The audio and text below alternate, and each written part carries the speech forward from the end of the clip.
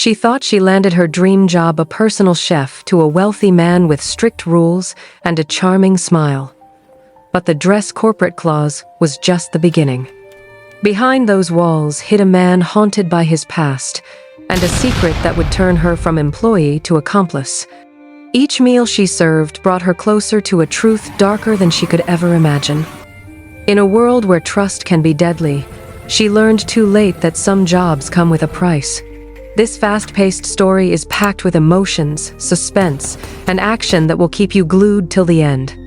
If you love intense, unpredictable stories like this, like, share, and subscribe. This is Bella's story time. The people who lived at the edge of Han River Street had grown used to silence. In the small, neat apartment complex at the corner stood a unit that never made noise. No laughter, no music, no friends knocking at the door. Apartment 4C belonged to a man they only knew by his surname, Minsuno. He was tall, impeccably dressed, and always walked with his hands in his pockets. He never greeted anyone, never attended neighborhood dinners, and was always seen leaving at precise hours, 7:45 a.m. and 7:15 p.m. Some whispered that he was a government agent, others said he was just a loner. Whatever he was, everyone agreed on one thing: there was something about him that didn't belong to the ordinary world. Then, one quiet morning, the gossip began. A woman, dark-skinned, elegant, with braided hair and a confident stride, was seen coming out of his apartment, not once, but twice that week. By the third time, Mrs. Park, the building caretaker, nearly dropped her mop when she saw the woman humming as she left the elevator. Her name was Sheila Adetola, a Nigerian culinary graduate from a small cooking institute in Seoul. She had come to Korea with dreams bigger than her savings account. But dreams were expensive, and rent waited for no one. When she saw an online ad for a private chef, high pay, discretion required, she thought it was her miracle. She had no idea it would lead her into the darkest chapter of her life. The day she went for the interview, Minsuno's apartment looked like a museum. Everything was in order, not a speck of dust, not a misplaced shoe. He barely looked up from his computer when she walked in. His voice was calm, almost mechanical. "You will cook twice a day. Breakfast and dinner. Lunch is not necessary. You will sign a non-disclosure agreement. And there is one condition: you must always dress formally. Suits, gowns, or business attire only." Sheila blinked in confusion. "I'm sorry, sir. Formal wear? To cook?" Minsuno looked at her, his dark eyes unreadable. "Those are my rules. You can decline if you're uncomfortable." The pay was triple what she'd ever earned in any restaurant job. Against her better judgment, she nodded. "I'll take it." From that day, Sheila's life changed. Every morning, she wore a neatly pressed suit or gown, tied her braids back, and cooked in silence. Minsuno rarely spoke, except to compliment her meals with a quiet, "good." Yet there was something haunting about him, a heaviness behind his calm. One afternoon, he called from his office. "Could you please bring my suitcase to work? The black one in the corner of my room." It sounded strange, but she didn't question it. When she arrived at his office, he met her at the door, took the suitcase, and thanked her without letting her in. That happened again 2 weeks later, and again after that. Each time, it was the same suitcase. That evening, as she cooked pasta, she glanced at the news on the small TV by the counter. The anchor's voice trembled. "Breaking news. Another top army official found dead. This marks the third high-profile assassination in less than a month." Her hands froze. The fork slipped from her fingers, clattering onto the marble counter. The next second, Minsuno entered the kitchen, removing his coat. "What's for dinner?" He sat at the table, expressionless, as the anchor continued. Sheila studied him carefully, not even a blink. He ate calmly, as if nothing in the world had changed. That night, Sheila couldn't sleep. She turned the events over in her mind. Every time she delivered that suitcase, someone important died. Once could be coincidence. Twice, maybe. But 3 times? Her mind wanted to dismiss it. "You're overthinking again," she muttered, but her heart wouldn't rest. There was something about that suitcase, the weight of it, the way he locked it instantly each time she dropped it off. Days turned to weeks. Her curiosity grew like a slow flame. Why did he forbid her from entering his room? Why did his eyes carry such sadness when he thought no one was looking? And what on earth was in that suitcase?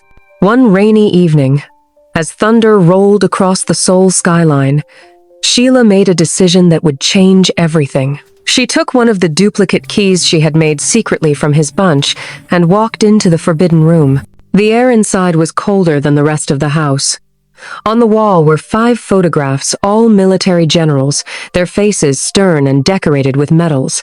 3 had red X marks slashed across them. Beneath them, a photo of a woman and 2 children was pinned, their faces warm and smiling. Sheila's breath caught. Oh my God! Her fingers trembled as she reached out to touch the picture. Whoever the woman was, she looked happy until you noticed the faint burn marks along the photograph's edges. Suddenly, she heard a soft click behind her. The sound of a key turning in the main door. She froze, and he's back early. Her heart pounded like a drum. She quickly stepped out, locked the room, and ran to the kitchen, pretending to wash dishes. When Minsuno entered, drenched from the rain, he glanced at her briefly, and for a fleeting second, she thought his eyes softened. "You can go home early tonight," he said quietly. The rain might flood the streets. Sheila nodded, her heart still racing.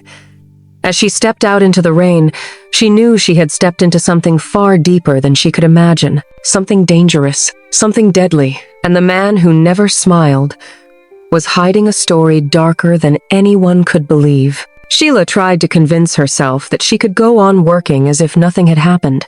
She tried to pretend that she hadn't seen those pictures, that the 3 generals marked with X's were the same men whose assassinations had paralyzed the nation for weeks. But each time she heard the name of another general on the evening news, her pulse tightened.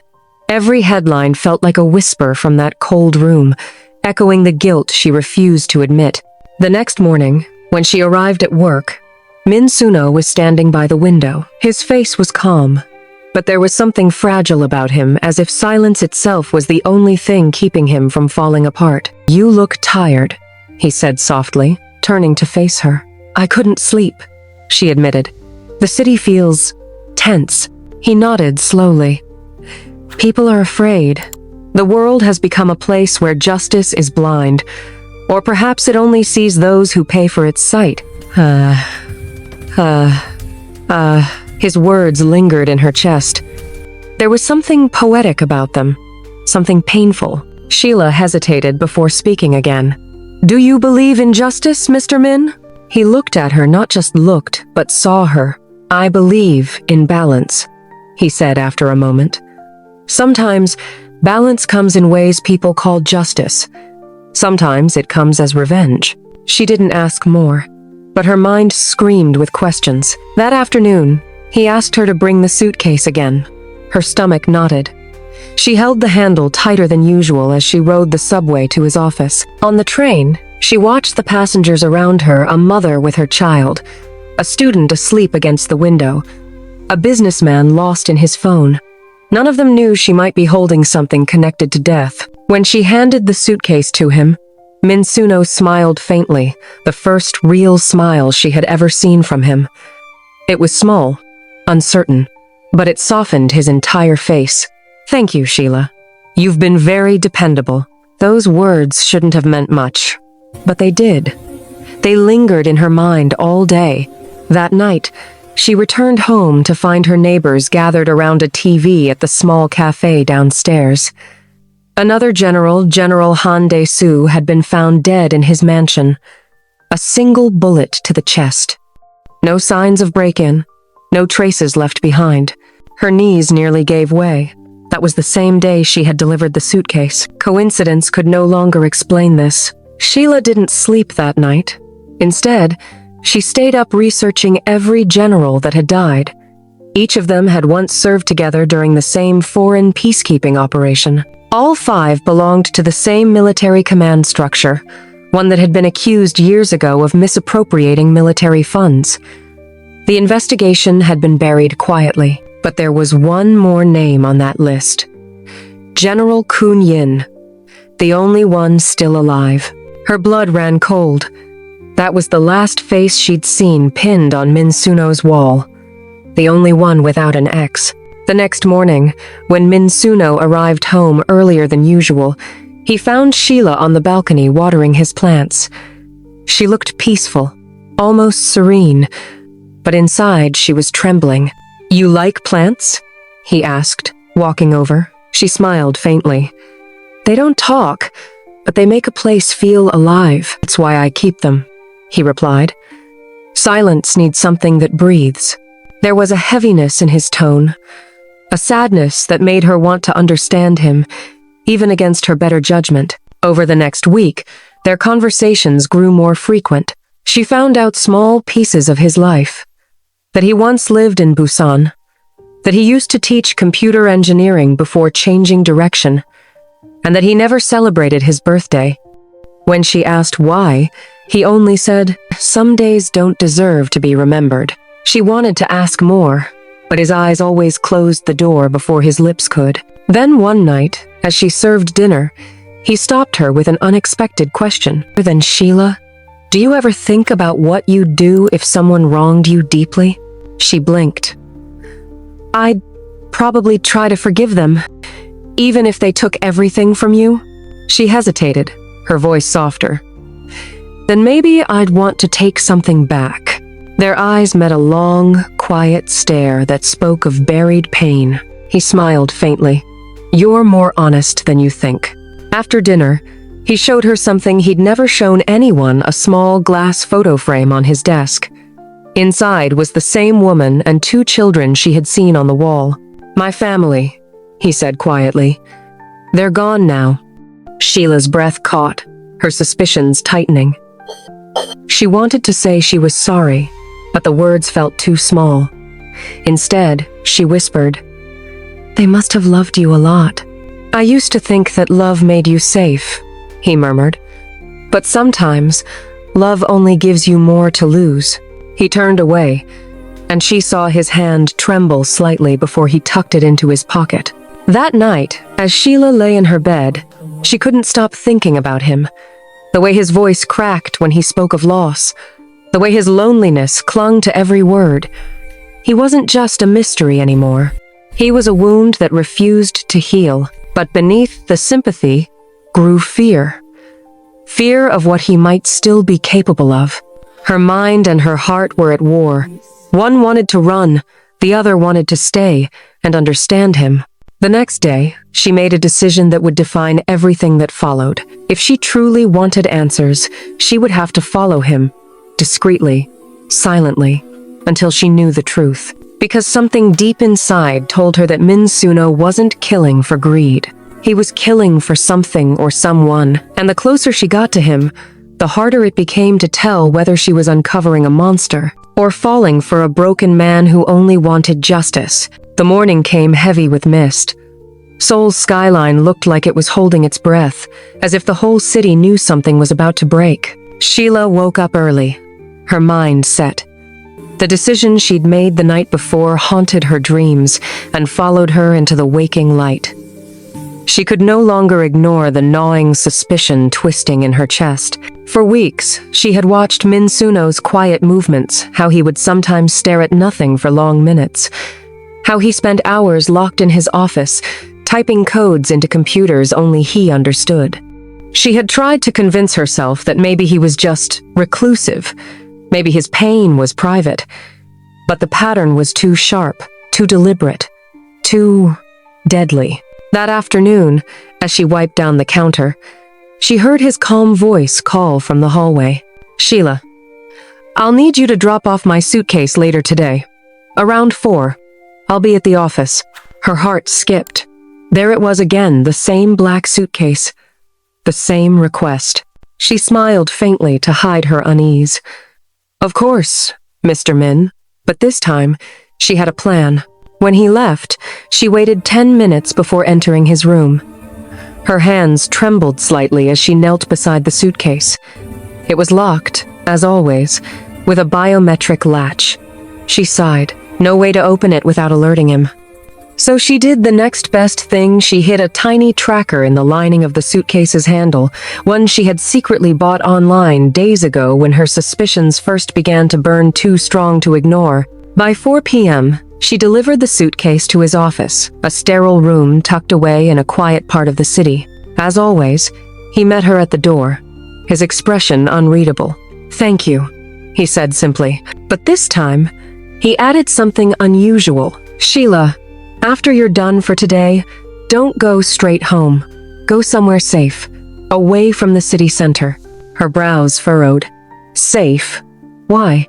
He paused. His lips parted slightly, as if he wanted to tell her something, but then he just shook his head. "Just trust me." Then he shut the door. Sheila's chest tightened. She could almost feel the air around her vibrate with tension. Whatever he was planning tonight, it wasn't ordinary. By nightfall, the city was alive with neon and whispers. Sheila sat in a dim coffee shop opposite his office, a pair of sunglasses hiding her eyes as she tracked the signal from her phone. The blinking dot moved slowly at first. Min Suno was still inside. An hour passed, then another. The rain began to fall, light at first, then heavier, drumming against the glass. At 10:17 p.m., the dot began to move. He was on the move. Sheila grabbed her helmet, hopped on a rented scooter, and followed from a distance. Min Suno's car glided through the slick streets with precision. He wasn't speeding, but he wasn't careless either. Like a man who knew how to vanish in plain sight, she followed as he turned off the main road and into a small car rental shop. There, he parked, got out, and moments later emerged driving a different car entirely. Her pulse raced.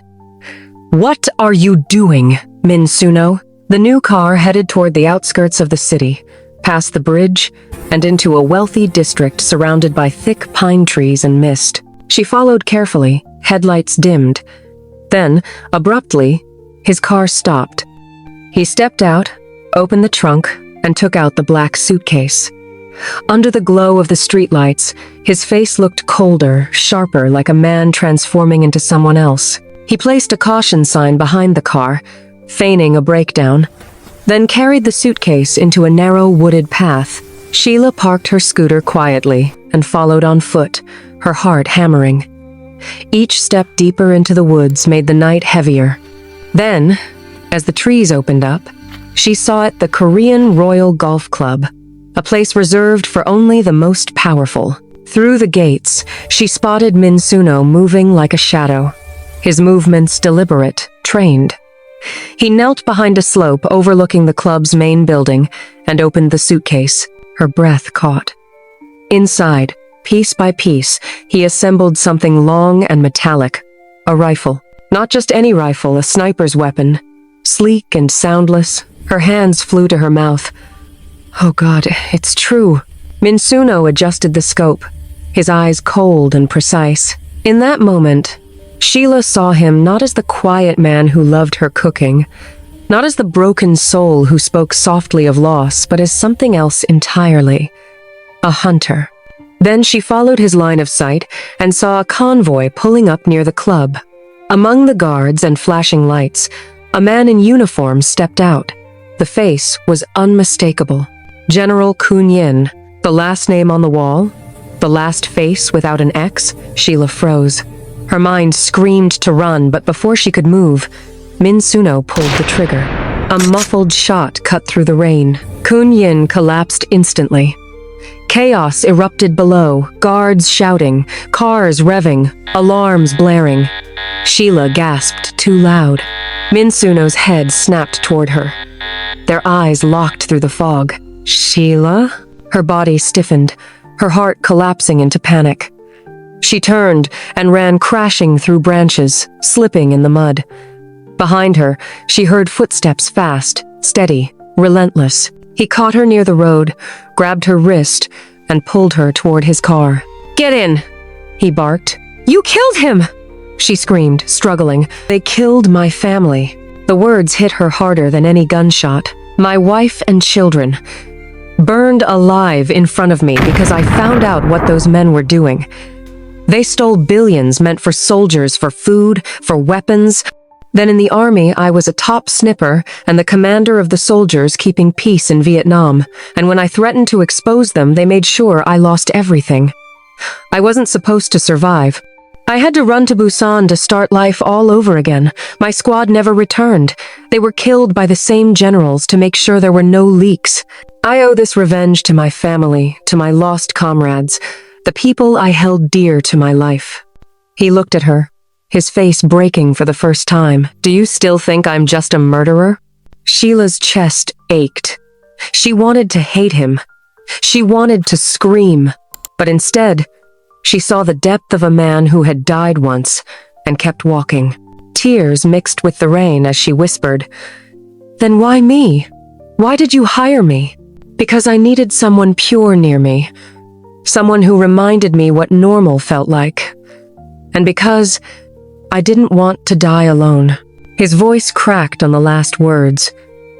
For a long time, they sat in silence, two souls caught between justice and guilt, between survival and something deeper they couldn't name.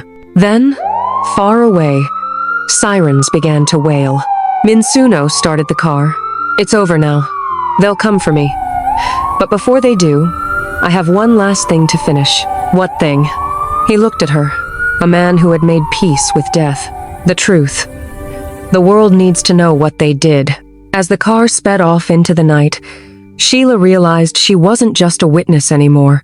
She was now part of a war that had already taken too many lives, and the only thing left to lose was her heart. The city of Seoul looked different when you were running from it. The bright neon lights that once painted the night now looked like warning flares.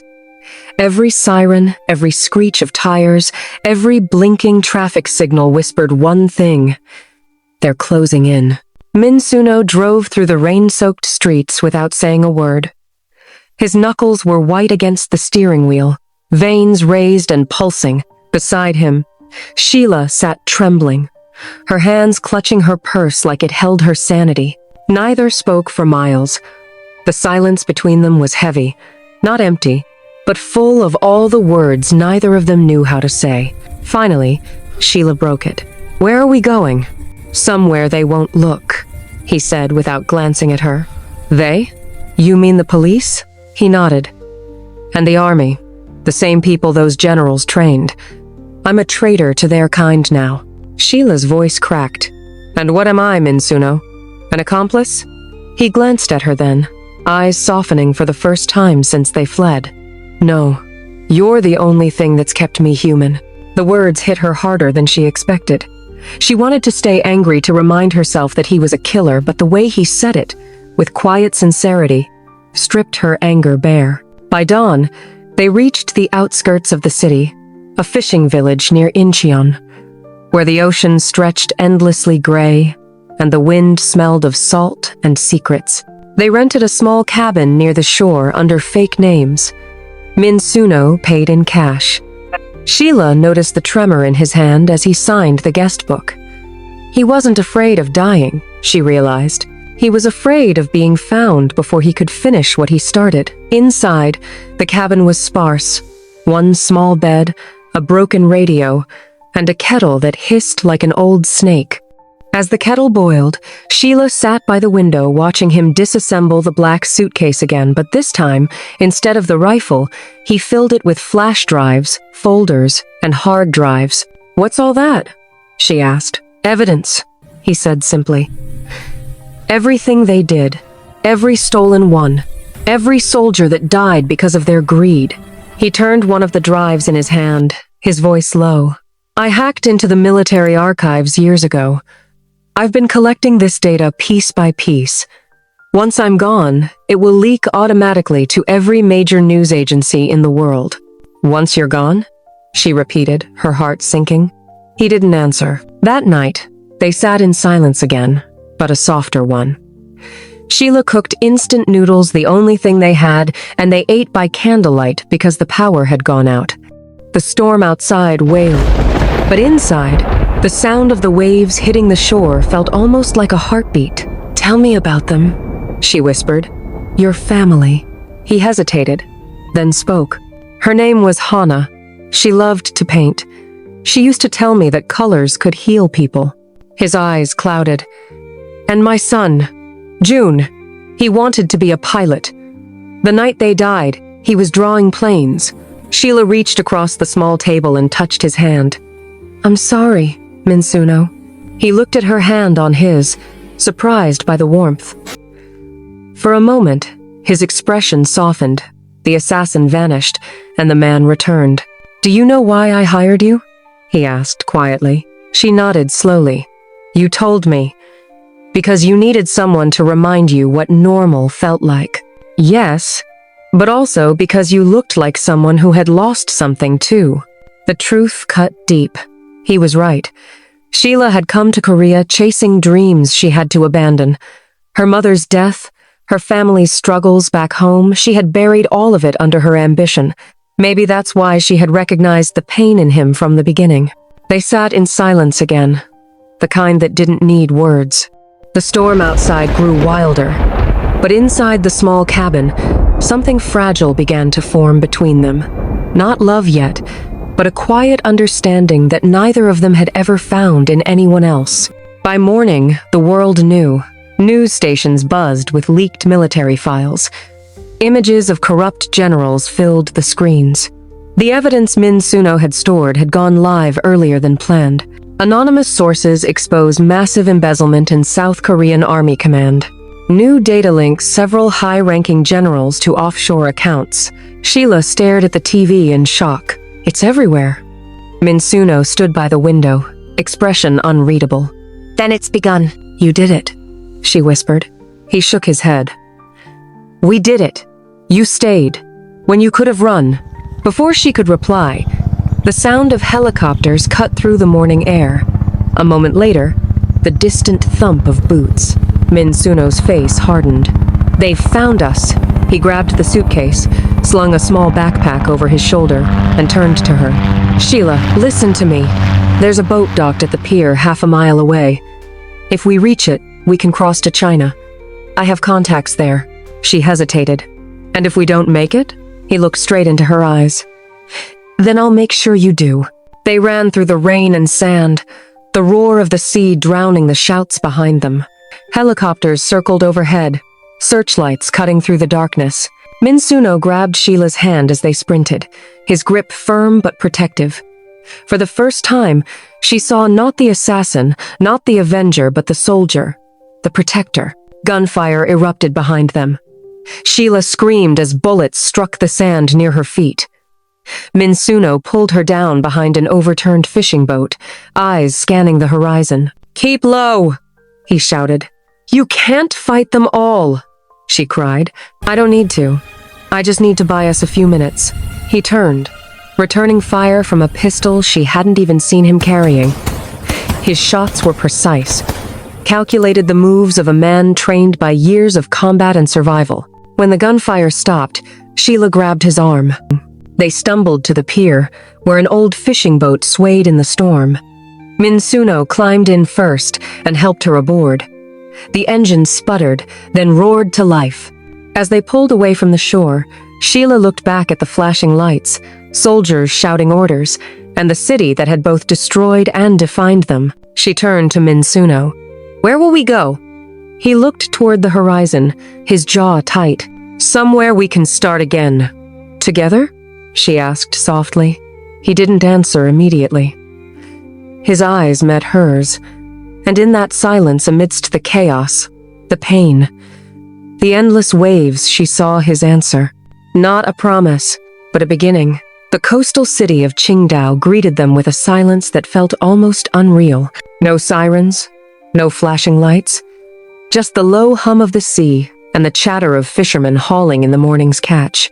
For the first time in weeks, Sheila and Minsuno could breathe.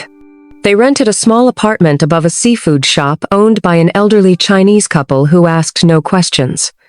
The room had simple white walls, a small, cute kitchen, and a single window overlooking the docks. But to them, it was paradise compared to what they had fled. Days turned into weeks. Sheila got a job teaching English at a primary school. She blended easily with the locals. Her warm laughter and charm made her popular among the students. Min Suno, meanwhile, worked at the docks repairing boats under a fake name. He spoke little, kept to himself, and came home late, often smelling of salt and oil. Every night, they sat together by the window, sharing noodles or tea in silence. They didn't talk much about Seoul, or about what they'd lost. It was an unspoken rule between them. But every so often, she would catch him staring into the distance, eyes clouded with ghosts. "Do you still think about them?" she asked one night, her voice soft. He didn't turn to look at her. "Every day, I see Hana and June in everything, in the sound of the rain, in the faces of strangers. But it doesn't hurt the same way anymore. Because of me?" He turned then, meeting her gaze. "Because of what you showed me, that the world can still have kindness in it." For the first time since they met, Min Suno smiled, not faintly, not half-heartedly, but a real, quiet smile that reached his eyes. Sheila felt something inside her melt. That night, when she rested her head on his shoulder, he didn't pull away. "I know I have put you through so much trouble. This is more than you bargained for. I am sorry I dragged you into my revenge mission." Sheila looked at him and smiled. "I am sincerely happy I could help. Before I hated you because I thought you were an assassin, wasting innocent lives, but today I know better. They got what they deserved. Thanks for coming into my life when you did. The plan was to kill the 5 generals and finally kill myself, but with you in my life, you gave me a reason to want to be alive." Those words pierced Sheila's heart like a double-edged sword. The world outside could keep its chaos, its politics, its broken promises. Here, beneath the quiet sky of a new land, a Nigerian woman and a Korean man, both scarred, both reborn, found the one thing they never thought they'd have again: peace.